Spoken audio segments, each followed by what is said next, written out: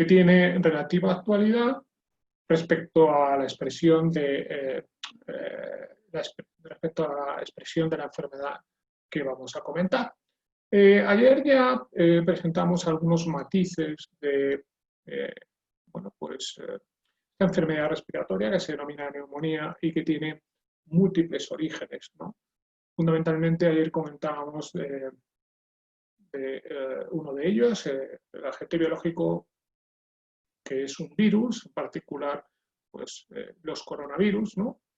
Con sus distintas acepciones o modificaciones, pero la neumonía puede estar también generada por otros organismos vivos o por otros agentes biológicos, como podrían ser también bacterias y hongos, ¿no? Existen algunas revisiones bibliográficas, algunas publicaciones que a veces, y sobre todo de forma más reciente, vinculan la neumonía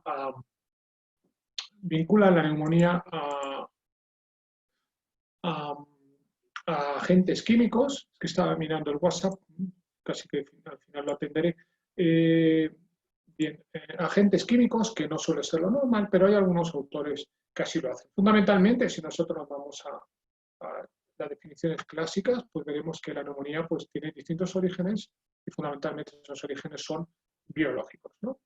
Y bueno, parece ser que a todos nos suena que la neumonía pues, podría ser adquirido obviamente en un medio como es el laboral o el ocupacional, y otro que sería, digamos, el exterior, ¿no? Exterior me refiero a un sitio donde no se desarrollan actividades laborales. Dicho de otra forma, pues la neumonía fundamentalmente pues, va dirigida a un ambiente comunitario, que es un ambiente, lo que yo he llamado exterior, por llamarlo de alguna forma, y el ambiente nosocomial o el ambiente hospitalario. Entonces, como digo, hay múltiples orígenes de esta neumonía. Nosotros nos vamos a basar fundamentalmente entonces en el ámbito que tiene que ver con la comunidad, con el ambiente comunitario, y en ese ambiente comunitario obviamente también puede afectar al ambiente laboral. O sea, que vamos a ver que puede afectar a una persona, digamos, de las que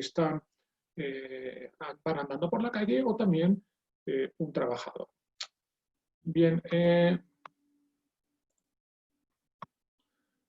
y este es el índice que nosotros vamos a llevar en la charla de hoy, que bueno, pues lleva un protocolo marcadamente clásico y se basa fundamentalmente en una experiencia de investigación que se realizó en España.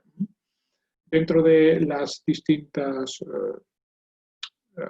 consideraciones dentro de la neumonía, pues existe una enfermedad, que es la enfermedad denominada legionelosis, o a veces también enfermedad del legionario, que ya fue identificada en el año 77 en una convención de legionarios en Estados Unidos y que precisamente por eso se le llama legionelosis, ¿no? Pero la legionelosis pues, tiene como varias expresiones, tiene una expresión más conocida que es la clínica, se llama enfermedad del legionario, como les digo, o una enfermedad, digamos, no clínica, no neumónica, que es la fiebre de Pontiac. Entonces, fundamentalmente nosotros nos vamos a centrar en la vertiente clínica de la legionelosis, que es la enfermedad del legionario. Y la legionelosis es una enfermedad, o la enfermedad del legionario, indistintamente, pues es una enfermedad que tiene presencia, vamos a decir, mundial, porque sí se ha localizado en muchas partes del globo, continentes como Australia, o por supuesto en América del Sur, Europa, Estados Unidos, Asia, y incluso también pues, fuera de la Tierra, ¿no? Pues en condensados de naves espaciales, etcétera, etcétera. Veremos que esta enfermedad denominada legionelosis está originada por la enfermedad del legionario, ¿no? Como la neumonía como tal, está generada por una bacteria, ¿no? Que es del género Legionella, ¿no? Y hay distintas especies. Entonces estas especies pues, son bastante listas y, si me permiten la expresión, normalmente viven en el medio acuoso, viven en el agua. Es decir, que no la podemos encontrar en la naturaleza, en los ríos, en los estanques, en las fuentes ornamentales de las ciudades, en los spas, en los camiones cisterna con la que se limpian las ciudades, en los baños termales, en las duchas de nuestras casas, en los depósitos de agua potable, en las tuberías. Realmente es una bacteria que puede vivir, como digo, en medios acuosos y bueno, pues también se ha identificado en sustratos sólidos como es, por ejemplo, la tierra, ¿no? Hay algunos casos de neumonía generada por esta bacteria, por ejemplo, en jardineros, en personas que trabajan en zonas donde hay tierra. Pero fundamentalmente esta bacteria lo que hace es que, esto lo podríamos también cuestionar, ¿no? Cuando hablábamos ayer del coronavirus, su medio de dispersión es el aire, fundamentalmente es el aire, y lo que hace es adherirse a pequeñas gotas de agua que quedan en suspensión en el ambiente y que nosotros pues, podemos respirar. Por ejemplo, si nosotros fuésemos paseando por la calle y pasásemos cerca de una fuente ornamental que estuviese contaminada por la bacteria, bajo una determinada concentración, bajo unas determinadas condiciones, en el origen y también condiciones, digamos, inmunológicas del receptor, pues podríamos desarrollar la enfermedad respiratoria y, en consecuencia, también, pues, en ciertas ocasiones, pues la neumonía, ¿no? Pero, insisto, tiene que haber pues, unas condiciones que sean muy idóneas, tanto por parte de la bacteria, es decir, concentración de la misma en el agua, como la vinculación que se está produciendo de la misma a través de las gotas, el tamaño de las gotas, fundamentalmente si tienen menos de 5 micras, para entrar en tracto respiratorio inferior y, bueno, pues vamos a tener más probabilidades de desarrollar la enfermedad. También existen otros condicionantes que tienen que ver, como digo, con el sistema de defensa del individuo, tiene que ver con si es fumador o no es fumador, qué edad tiene, etcétera, etcétera, ¿no? Entonces, el hecho de que tengamos una bacteria en el agua no quiere decir que vaya a desarrollar neumonía en todas las personas que estén expuestas a la misma. Por ejemplo, si yo me bebo el agua, si yo vivo en, no sé, en mi casa y pues el agua que sale por el grifo o con la que me ducho, pues podría estar contaminada por la bacteria. Y de hecho, en muchos casos lo está. También es cierto que la bacteria pues vive mejor en determinados tipos de agua, por ejemplo, en el agua caliente, pues se desarrolla mejor dentro de un intervalo de temperatura que en el agua fría, aunque a partir aproximadamente de los 60 grados centígrados se produce una inactivación del germen, ¿no? O de la bacteria. Y yo podría ducharme en mi casa con agua caliente y podría llegar a contraer la enfermedad. Pero claro, digo que bajo unas determinadas condiciones, ¿no? Pues no siempre vamos a desarrollar la enfermedad y la bacteria, pues, que es muy ubicua, o sea, vive en muchos sitios y no solo en muchas partes del globo, sino también, digamos, en muchas zonas dentro del mismo respecto a dónde se pueda desarrollar, pues fundamentalmente se genera en medios que son naturales, pero por tipología diversa lo que hace es colonizar, ¿no?, los medios antrópicos, o sea, las instalaciones que ha generado el ser humano. Como digo, pues las más conocidas son agua caliente y agua fría sanitaria, bueno, y otras instalaciones que utilicen agua en su funcionamiento. Y en esas instalaciones, que son artificiales, las hemos hecho nosotros, pues a veces, sobre todo en ciertos equipos o dispositivos, se produce intercambio, procesos entrópicos, ciclos adiabáticos, intercambio aire-agua. Pues, por ejemplo, tenemos una masa de agua y la sometemos a una corriente de aire, fundamentalmente para enfriar ese agua.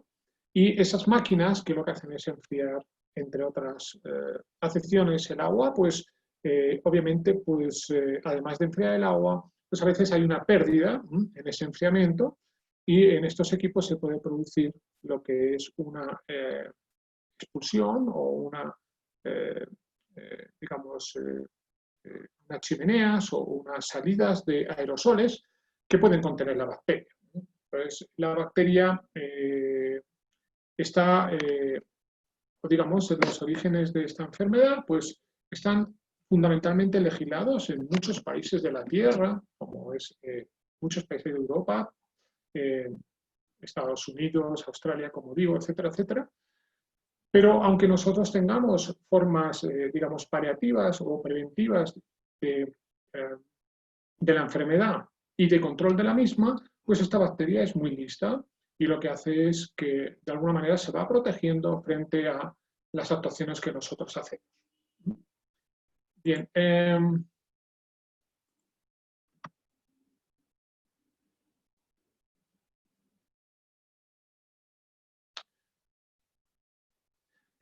Ahí pueden ver ustedes cómo, pues, relativo a las enfermedades relacionadas con el trabajo y daños que se producen o incidentes que se producen en el trabajo, las 10 primeras causas que están definidas en Estados Unidos según la CDC. Niños, pues la primera de ellas son las enfermedades ocupacionales, las enfermedades respiratorias o lung diseases, ¿no? Y parece que no, pero ya en Estados Unidos nos recuerdan la importancia que a nivel laboral tienen estas enfermedades, ¿no? Las enfermedades respiratorias tienen mucho impacto en Estados Unidos y aquí, desde donde yo hablo, que es Ecuador, pues también han estado posicionadas, algunas de ellas en los puestos del 1 al 4 en los últimos años, ¿no? Y bueno, esa relevancia que tienen ya no solo en el medio laboral, sino en la población en general. Por ejemplo, la neumonía ha sido una de las principales causas de muerte en Ecuador en los últimos 5 años, ¿no? Sin embargo, cuando nosotros repasamos en este marco introductorio, pues lo que nos dice el Ministerio de Salud Pública, cuáles son las prioridades de investigación previas que teníamos entre el 2013 y 2017, pues a veces no queda una forma bien clara, bien definida, dónde se encuentran, dónde ubicamos estas enfermedades, ¿no? Quizá podríamos pensar que las enfermedades respiratorias, en particular la neumonía, más allá de lo que pueda ser el COVID-19, pues podría ser antes, podríamos pensar que las neumonías estuviesen en el punto 1, que son infecciones comunes, porque si yo hago un repaso de esa tabla, pues realmente no lo encuentro.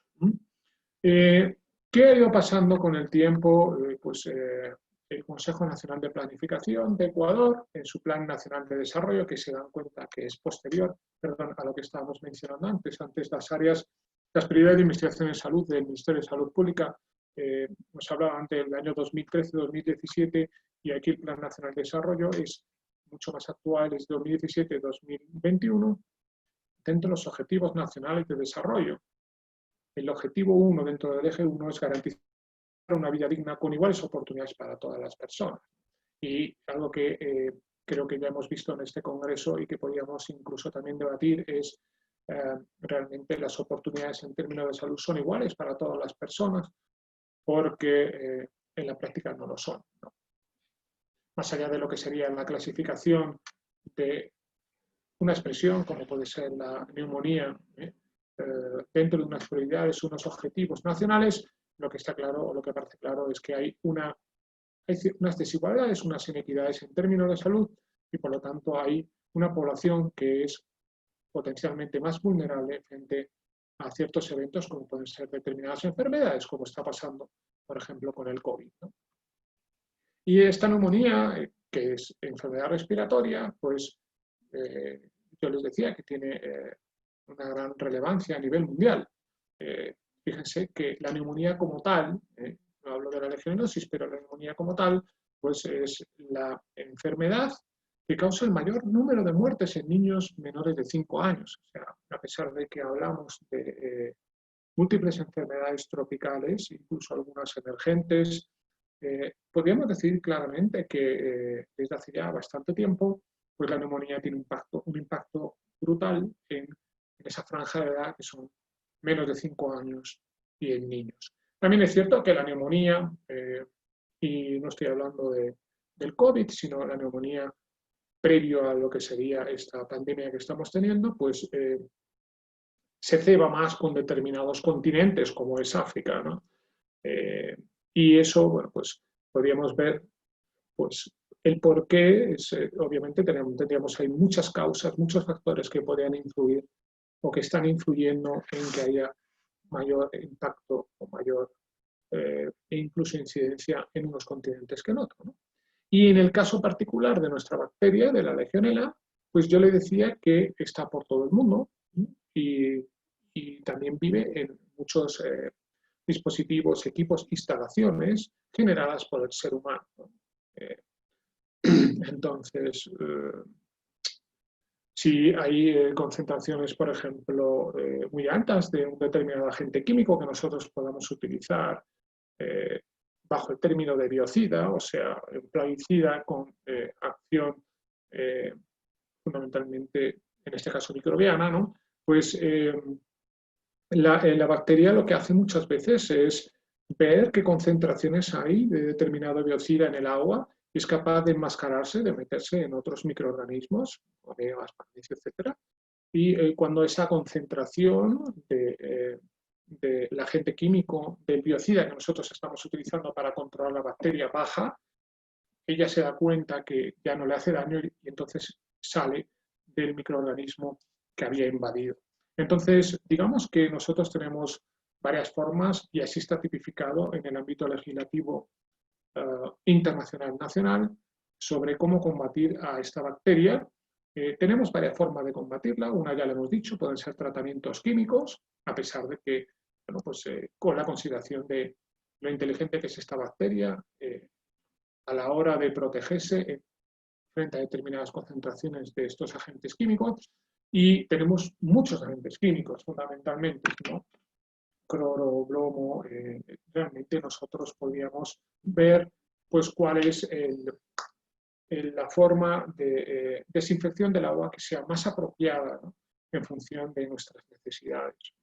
Pero también hay otro camino para la desinfección del agua, que es el tratamiento térmico, ¿no? Ya que les he dicho antes que cuando nosotros elevamos muchísimo la temperatura, sobre todo por encima de 60 grados, pero cuanto más lo elevemos, más probabilidades tenemos de eliminar la bacteria. No obstante, además de protegerse la bacteria dentro de otros microorganismos, también cuando, por ejemplo, hablamos de las instalaciones de nuestras casas, si son antiguas o, por ejemplo, pues no están muy limpias, se producen pues deposiciones, ¿no?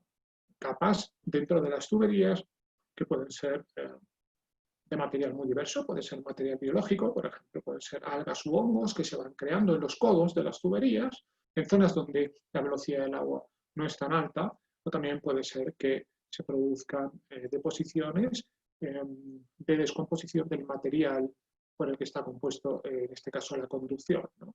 Entonces, en ambos casos, pues la bacteria, digamos que también se mete ahí y quedaría protegida frente a posibles concentraciones del biocida que estuviesen circulando por el agua. Bien, el hecho de que esté la bacteria en un medio determinado, yo les indicaba antes que no es condición sine qua non para que nosotros desarrollemos, si hablamos de la neumonía, pues una neumonía, ¿no? Necesita que haya una concentración crítica. Una concentración crítica quiere decir unas concentraciones dentro de unos determinados intervalos. Entonces, para llegar a esas concentraciones, pues digamos que la bacteria necesita también unos requerimientos, ¿no? Y entre ellos, pues, uno de ellos fundamental es pues, ciertos compuestos químicos, no puede ser, por ejemplo, no sé, un alto contenido en hierro, que favorezca su desarrollo, ¿no? Entonces, digamos que bajo determinadas condiciones ambientales, la bacteria es capaz de crecer más y entonces, si es que nosotros nos expusiésemos bajo esas condiciones de alta concentración y otras que tienen que ver con el receptor, pues podríamos desarrollar la neumonía, si hablamos de la neumonía, ¿no? También tiene que ser virulenta, quiere decir que hay algunas especies, yo le decía que el género que produce esta enfermedad es la Legionella, Pero algunas especies o serogrupos pues, están más relacionados con la enfermedad que otros, ¿no? Entonces, no solo es suficiente que haya una determinada concentración, o sea, que su número sea, vamos a decir, elevado en una proporción del volumen de agua, sino que también pues, las características pues, sean realmente virulentas, se produzca aerosolización del agua y nosotros pues, respiremos ese agua y puede ser que desarrollemos la enfermedad. ¿Qué pasa, por ejemplo, si yo, por ejemplo, me bebo un agua que tiene bacterias con una concentración alta? Pues no pasaría nada. En teoría, pues solo me puedo contagiar si yo inhalo este agua aerosolizada. Y se puede imaginar la cantidad de casos que hay en que nosotros pues, podemos inhalar agua aerosolizada. Yo he visto, por ejemplo, no sé, hay algunos restaurantes que para refrescar el ambiente, lo que hacen es, tienen unas tuberías de agua fría y unos ventiladores y aerosolizan agua para que nos encontremos más fresquitos, ¿no? O en las pescaderías, por ejemplo, para mantener el pescado. O ya les digo, en spas, en muchísimos sitios, ¿no? Realmente en muchísimos sitios. No, en este caso no es una enfermedad que podamos contagiar una persona a otra. O sea, hay algunas referencias bibliográficas en las que se postula la posible transmisión de persona a persona, pero fundamentalmente esto no es algo que sea mayoritario, realmente es más bien despreciable. Por lo tanto, solo nos vamos a basar en la problemática de poder estar expuestos a estas gotículas de agua. Y si nos centramos en el género Legionella, y en particular en la especie neumófila, pues esta especie es la causante del mayor número de casos, ¿no?, de neumonía en humanos en el mundo, ¿no? Y, por ejemplo, aquí en Ecuador, pues no ha habido evidencia respecto a la enfermedad de legionario. Si bien es cierto que ha habido algunos intentos de identificar el agente y demás, pero yo creo que por la falta de especificidad respecto a las técnicas que se están utilizando, o protocolos indebidos, o transporte anómalo de muestras, o desconocimiento respecto a la captación, la toma de muestra, pues realmente hasta ahora no se ha identificado. A mí me llama mucho la atención, esto es algo que yo llevo pues, presentando desde hace bastante tiempo. La mayoría de los países de América Latina, como es Brasil, Argentina, todos los grandes países del Cono Sur fundamentalmente, y muchos como es Colombia, etcétera, pues ha sido identificado ya la bacteria, ¿no? Entonces, ¿por qué en el resto de los países la mayoría ha sido identificada esta bacteria y en Ecuador no? En un país en el que, como decía antes, una de las principales causas de mortalidad es la neumonía, parece ser que está habiendo una desatención respecto a algunos gérmenes, a algunos agentes biológicos que pueden inducir la enfermedad. Puede ser que nosotros tengamos personas que hipotéticamente estén muriendo por legionelosis o por enfermedad de legionario en Ecuador, pero no estemos haciendo el diagnóstico preciso, ¿no? Bien, de todas maneras yo les había dicho que había como dos ámbitos, o sea, había dos ambientes en los cuales nosotros, pues, en los cuales nos desenvolvíamos en términos de la enfermedad, ¿no? Y la legionela neumófila es, digamos, la más mala de todas, o sea, es la que causa más estragos en términos de neumonía, ¿no? Y tenemos a la derecha el ámbito hospitalario y tenemos a la izquierda el ámbito comunitario. Eso que ustedes están viendo ahí a la izquierda son torres de refrigeración. Si las personas que viven en Quito, pues si van al aeropuerto nuevo, ¿no?, antes de llegar al aeropuerto nuevo, una vez que se entra en la zona del parqueadero, a mano derecha hay unos equipos que son como estos, si ustedes se dan cuenta, estos equipos están emitiendo pues, por la parte superior vapor de agua o agua realmente aerosolizada, ¿no? O sea que si nosotros nos pusiésemos cerca de ahí es posible que nos mojásemos. Y estas microgotas que forman estas chimeneas en la parte superior de estas máquinas, que como digo ustedes las pueden ver, pero descaradamente, antes de llegar a la zona de ingreso, de salidas del aeropuerto Nuevo de Quito a mano derecha, pues las personas que estamos allí paseando y las que están trabajando también en el aeropuerto. O sea, es un tema fundamentalmente laboral, pero, insisto, muy comunitario, ¿no? Pues pueden respirar estas gotículas. Y aquí ustedes ven que hay como unas rejillas, y en la base de esas rejillas tenemos una base, en la base de esas rejillas tenemos una lámina de agua. En realidad esto es un circuito que está cogiendo agua y que está siendo enfriada a través de unos ventiladores, ¿no? Esos ventiladores es lo que hace que salga, digamos, ese volumen de agua por la parte superior, que son pérdidas que se están produciendo en el sistema. Tenemos otro tipo de pérdidas, pero una de estas es por evapotranspiración, ¿no? Y dentro de esta rejilla decía que tenemos una lámina de agua y ahí es donde la legionela pues, puede vivir y puede desarrollarse si es que nosotros no tratamos adecuadamente estas instalaciones. En Ecuador no existe una normativa al efecto. En otros países es absolutamente obligatorio, es un tema prioritario de salud. Y no solo es prioritario, sino que además el tratamiento del agua, sino también el mantenimiento de la misma.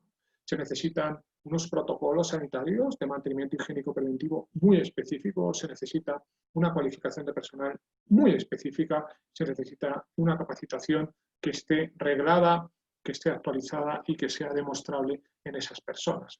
Y realmente hay unas empresas que están certificadas solo para hacer estos trabajos y estas empresas pues luego lo que hacen es publicar, certifican que han hecho estos trabajos y tienen una responsabilidad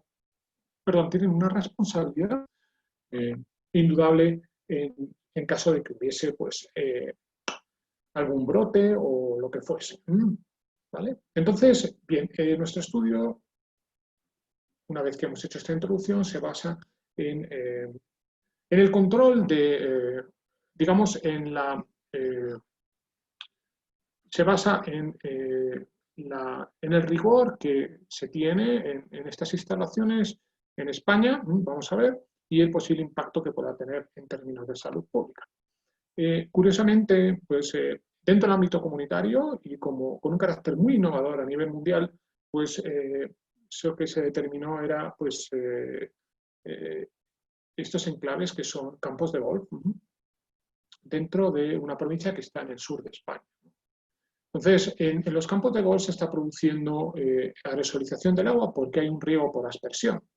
Realmente el agua con el que se está regando los campos de golf o cualquier parque, como podrían ser los parques de Quito, aunque aquí todavía no he visto riego por aspersión, pero en alguna zona donde se está regando los parques, pues se utiliza agua fría. El agua fría, digamos que es menos apetecible para la bacteria que el agua caliente.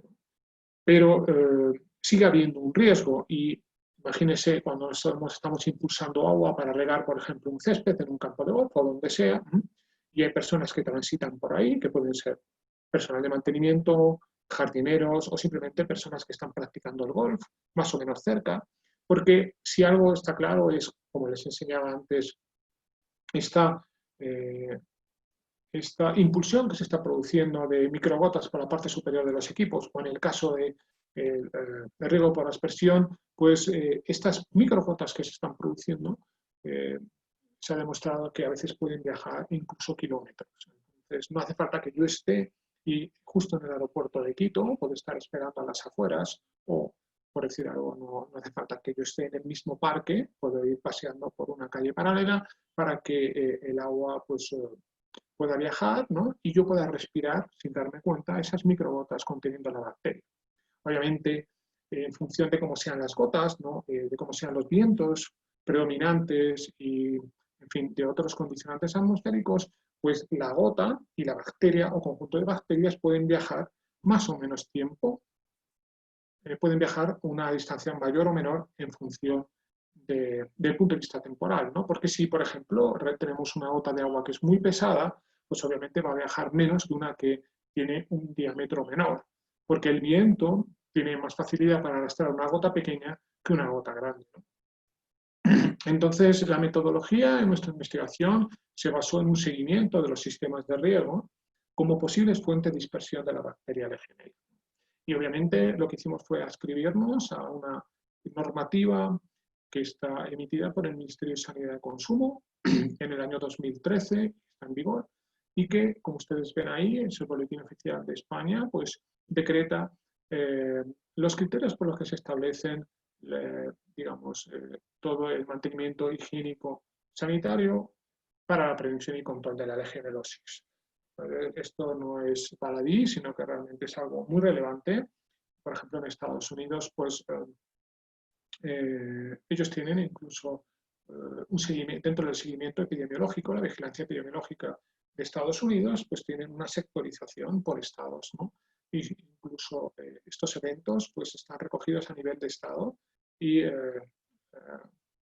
digamos que uno puede identificar mapas en los cuales pues incluso pues identifica la presencia de eventos o de la bacteria o de cualquier, digamos, acontecimiento relacionado con esta enfermedad. Luego, aunque aquí en Ecuador todavía no tenemos nada, es probable que con el tiempo pues, se desarrolle, ¿no? Y en otros países, como les digo, pues no solo está súper legislado, sino que además está muy bien controlado. Entonces lo que se hace es un análisis de las condiciones higiénico-sanitarias de las instalaciones. O sea, las instalaciones, en este caso de riego por aspersión, están respetando los cánones, lo que está establecido en la legislación consolidada sanitaria, y cómo es el agua que se está utilizando para regar los campos de golf, que podría ser el agua de nuestras casas que nosotros bebemos. Realmente estos protocolos también tienen que ver con las aguas que nosotros utilizamos en nuestras casas o con las que llenamos las piscinas, etcétera, etcétera. Entonces, realmente a veces sí, a veces no, hay diferencia o no en cuanto a lo que sería el mantenimiento, el tratamiento de las aguas. Puede ser que algunos tipos de instalaciones o equipos pues, no estén contempladas en la normativa de cada país, ¿no? Bien, pero sin duda esto es de obligado cumplimiento y si yo como empresario, por ejemplo, si fuese mío el aeropuerto de Quito y hubiese una normativa ad hoc en este país, pues yo tendría un tiempo de adaptación a la normativa vigente. Realmente yo tendría que hacer el tratamiento de esas torres de refrigeración o de esos equipos o condensadores aeráticos o evaporativos que tenemos a la entrada del aeropuerto. Bien, también ahondando en nuestra metodología, pues básicamente es un estudio descriptivo, ¿no? Y lo que hacemos es emplear pruebas no paramétricas, en particular la Tau de Guttmann-Kruskal y el coeficiente de incertidumbre. Y lo que queremos ver entonces es si se está cumpliendo la reglamentación sanitaria española en los sistemas de aspersión de los campos de golf, para ver si estamos teniendo un buen control frente a una buena prevención y un buen control frente al desarrollo de la legionelosis. Bien, no hace falta que les explique desde el punto de vista estadístico cómo se manejan estas pruebas, ¿no? Y nosotros entonces lo que vamos a hacer es vamos a hacer unas comparaciones, ¿no? Que vamos a ver después, ¿no? Y que nos van a fundamentalmente a arrojar pues, unos intervalos respecto al cumplimiento de la normativa higiénico-sanitaria. Pero lo que identificamos es que en los campos de golf en sur de España, pues el agua proviene de distintas fuentes, ¿no? Por un lado tenemos agua reciclada, por otro lado tenemos procedentes de estaciones depuradoras, y por otro lado tenemos aguas residuales y de pozo. O sea, no sé si se entiende estos tipos de agua, pero unos son aguas sucias que de alguna manera, o aguas de desecho que nosotros estamos utilizando, estamos reciclando. Otras han sido desechadas pero han sido depuradas. Y por últimas, pues están las que son meramente residuales o son arterias de pozos que pueden o no estar contaminados, ¿no? Y se relacionó entonces estas categorías de las aguas, o sea, perdón, esta tipología de la calidad del agua respecto a su origen con respecto a las categorías de los hoteles, ¿no? Porque nosotros teníamos hoteles que, pues, digamos que pues tienen reconocida más o menos calidad, ¿no? Eso en España va por estrellas, y nosotros podemos tener hoteles, digamos, más humildes de 2 estrellas que tengan jardín, por ejemplo, y lo están regando, o una piscina pequeña, y por supuesto podemos tener hoteles de 4 estrellas o de gran lujo con unas instalaciones buenísimas, piscinas, cascadas y todo lo que ustedes se pueden imaginar. Bien, y en esa representación sencilla, ¿no? Respecto, en el eje de ordenadas vemos fundamentalmente frecuencias relativas expresadas en porcentajes, y en el eje de las X lo que estamos viendo son los distintos tipos de agua. En los resultados, lo primero que nos llama la atención es que ustedes pueden ver por el color más sombreado de la columna negrita de la izquierda, esta de aquí. Nosotros lo que estamos viendo es que los hoteles que tienen, en este caso, pues agua reciclada, pues son los que están cumpliendo, digamos, porcentualmente hablando, más la normativa, ¿no? Y podríamos decir que, aunque es muy heterogéneo,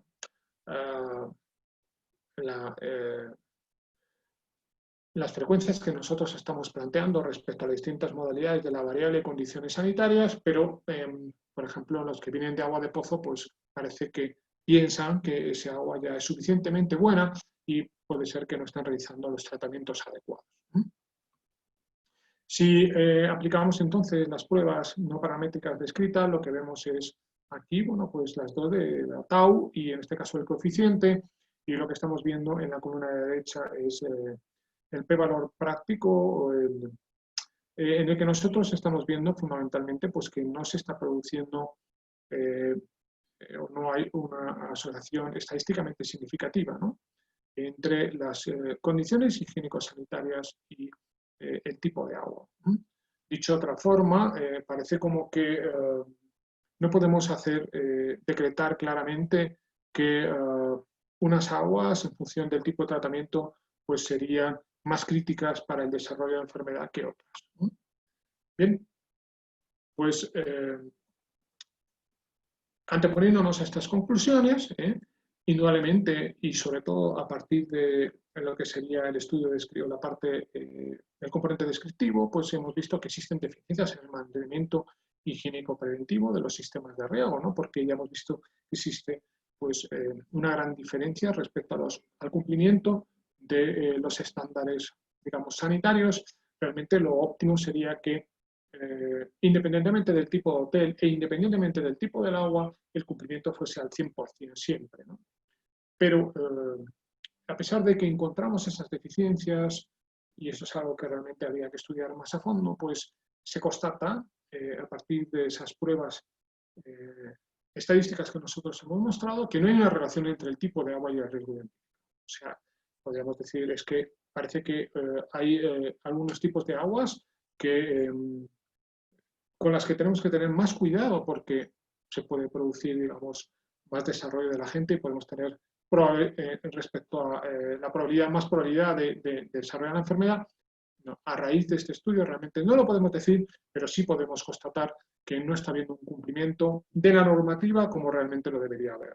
Y esto es algo que no solo está ocurriendo en el agua procedente de riego, que es el mismo que el agua caliente, perdón, el agua fría sanitaria, porque el agua que muchas veces se emplea para riego, en algunos casos sí, en algunos casos no, puede provenir de la propia red pública y es la misma que se utiliza para piscinas o ducharnos. Puede ser que sí, puede ser que no.